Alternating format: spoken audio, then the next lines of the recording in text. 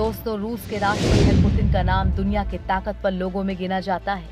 अक्सर ऐसा होता है कि कोई अमेरिकी राष्ट्रपति भारत के दौरे पर आता है तो पाकिस्तान भी चला जाता है, मगर पुतिन ने ऐसा कभी नहीं किया।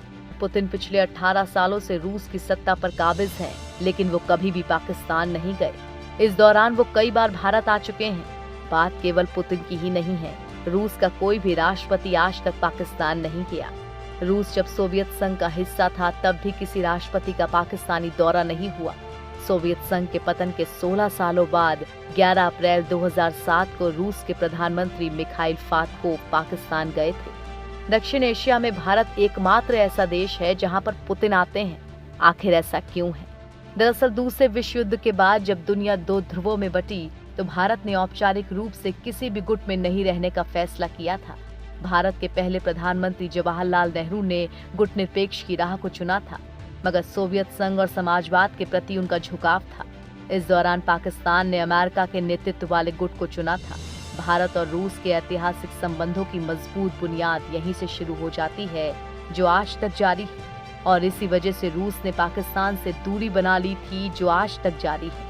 3 अक्टूबर 2012 को इस्लामाबाद में 4 देशों अफगानिस्तान, पाकिस्तान, रूस और तजाकिस्तान का सम्मेलन था।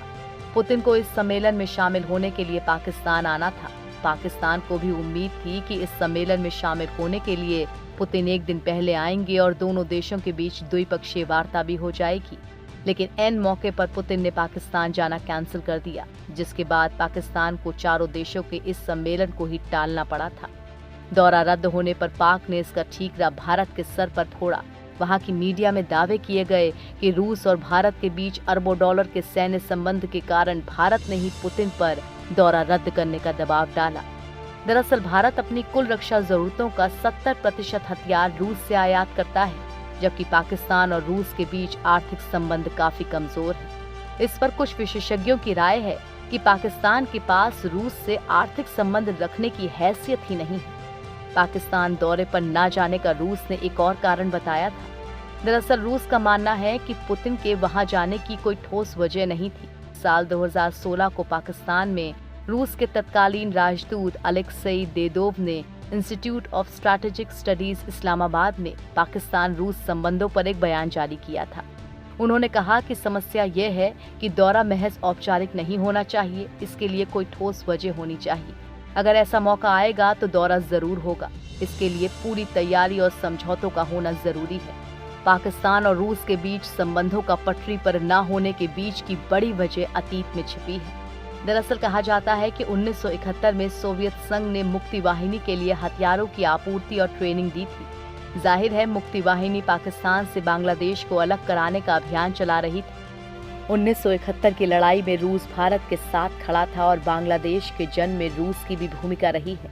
वहीं पाकिस्तान भी 1979 से 1989 तक अफगानिस्तान में रूस के खिलाफ जिहादियों का साथ देता रहा, जिसमें हथियारों की आपूर्ति और ट्रेनिंग जैसी चीजें शामिल थी। जाहिर है रूस को अफगानिस्तान से बेदखल करने में पाकिस्तान की भी भूमिका रही है, जिसकी टीस आज भी रूस के दिल में है। पाकिस्तान और रूस के बीच आर्थिक संबंध भी काफी कमजोर हैं। 2015 में दोनों देशों के बीच व्यापार 39.5 करोड़ डॉलर का था, जो 2014 में 45.3 करोड़ डॉलर से 13% कम था।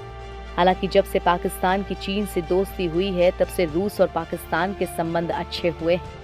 हालांकि दोनों देशों के संबंध अच्छे करने में चीन का बहुत बड़ा हाथ है, जबकि एक दूसरी वजह है अमेरिका।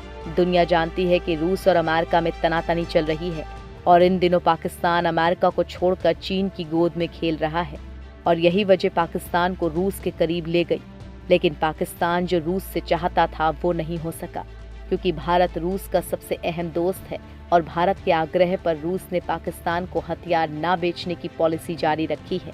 अभी हाल ही में रक्षा मंत्री राजनाथ सिंह रूस के दौरे पर गए थे, जहां रूस ने साफ कर दिया था कि वो अपनी पाकिस्तान को हथियार न देने वाली नीति को जारी रखेगा। यानी पाकिस्तान कुछ भी कर ले, रूस हमेशा ही भारत का दोस्त रहेगा।